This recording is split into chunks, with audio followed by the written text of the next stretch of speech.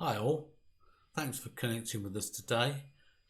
This is the last one for a couple of days because it's Saturday. We don't do one on Sundays, but we encourage you to join us. We'll do a live broadcast at 5 p.m. on YouTube, which will stay there so you can get it another time. Maybe you get the chance to go to church physically somewhere if the places that are open, and there are a few, many won't probably open until July. In the UK. Bless you. Thank you for joining us through this journey, 40 days of change. So what has lockdown been like for you? What particularly is this last period that we're in, this Lenten period of lockdown been like for you? Did you decide to give up stuff? You thought, I'm going to give up for Lent, I'm going to join in. And if so, has it been tough? Jesus didn't speak a lot about fasting, but the sort of fasting that Jesus talked about was one of a personal choice, a journey. It's part of the journey with him. It was not a ritualistic fasting. And how easy we turn things into liturgical or ritualistic acts. In fact, he instructed his followers with these words: and when you fast, don't make it obvious, as the hypocrites do, for they try to look miserable and dishevelled, so people will admire them for their fasting. I tell you the truth, that is the only reward they will ever get. But when you fast, comb your hair and wash your face, then no one will notice that you're fasting, except your Father who knows what you do in private. And your Father who sees everything will reward you. It's Matthew 6:16 to 18, the sermon, part of the Sermon on the Mount. It's a private matter. There are no brownie points here. It's not about climbing a ladder of spiritual excellence. There is no beauty or benefit in sacrifice for the sake of sacrifice. In fact, God says, I want obedience rather than sacrifice. And quite often you'll see in the Old Testament where sacrifice was so key that God would just ignore, saying like, your sacrifices are meaningless. You don't look after the poor, the widows, the orphans. You cheat people with your weights and measures and your business practices. You do all those things. You think I actually care about your sacrifices? They mean nothing. But we've seen there are times when fasting does seem appropriate, as we were talking yesterday, and it's appropriate obviously alongside prayer. Fasting and prayer go together. So let's look at a few practical things of how to do it. First of all, let me say, if you're going to do a complete fast, don't go more than 2 or 3 days without food and water. In fact, your body can't really survive more than 2 or 3 days without water. It can survive a lot longer depending on your medical conditions and all sorts of things, but not without water. So if you're going to do a complete fast, don't let it go longer than that.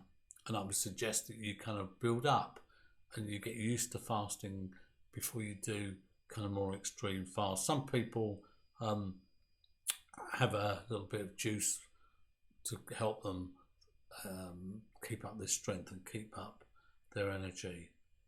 Don't just jump into a fast anyway, but plan ahead.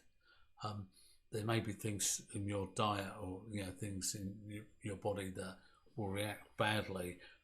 Many of us, and I'm one of those, need to cut down the coffee or tea intake before you go on a fast. Otherwise you're going to end up with headaches, and if you've got that, you're perhaps not going to be praying very much. You're just going to be feeling miserable, and that's really not helpful. It's pointless in fasting. Some people, as I said, when they're doing a complete fast, take a little juice just to make sure they keep their energy up, because the whole point is to be sharper, and is to be able to think and be able to pray, be able to listen more clearly to God. And you can't if you've got headaches, if you're feeling ill, if you're struggling like that. If you're falling asleep, it's not really going to help you. Perhaps start with part fasts. Say, cut out a meal, breakfast or an evening meal. If you're doing a whole day, maybe have an evening meal and then don't eat anything until the next evening meal. Perhaps, as I said, just cut out one meal or so. Some people, especially over Lent, cut out favourite foods or other treats. And that's good if it frees up time to pray. So instead of watching late night movies, for example, you might go and spend the time in prayer. It can also sharpen our focus. I severely doubt that God gives you reward points just for cutting out chocolate.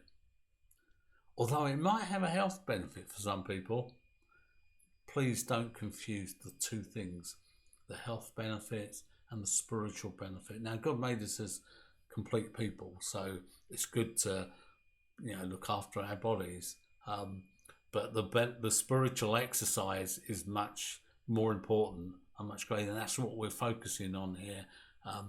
That's what we're encouraging. You can listen to Joe Wicks if you want to know about exercising your body and help there. But we need to grow spiritually, and the spiritual impacts everything, impacts every area of our life.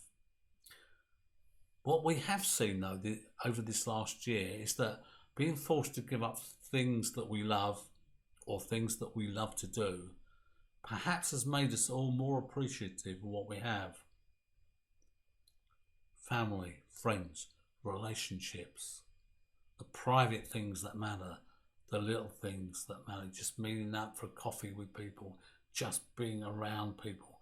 We begin to realise what's important. Perhaps that's the main point of fasting, that it helps us clear our minds and it helps us to focus on what really matters. Removing distractions as we seek the Lord in prayer is not a bad idea. And so fasting can help remove distractions. Monks tend to only eat, not all, but many of them tend to only eat once a day.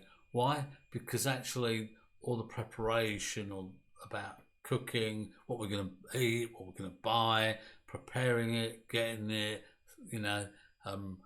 cleaning up, washing up, doing all that takes time, all that takes effort. Sometimes, when you're working and like lunch, you just go straight through. You don't worry about it because it would be a distraction, and you just get on. And you're not feeling hungry at all because you're about the task that you're on, and so that's we can see how that could be really helpful to us.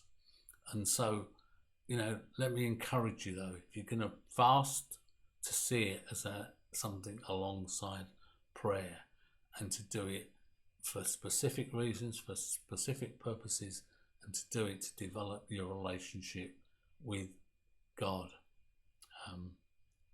Let me leave you with another verse from Matthew and the Sermon on the Mount, Matthew 7:7. Keep on asking and you will receive what you ask for. Keep on seeking and you will find. Keep on knocking and the door will be opened to you. God bless you. Have a great Sunday, and I look forward to catching up with you on Monday.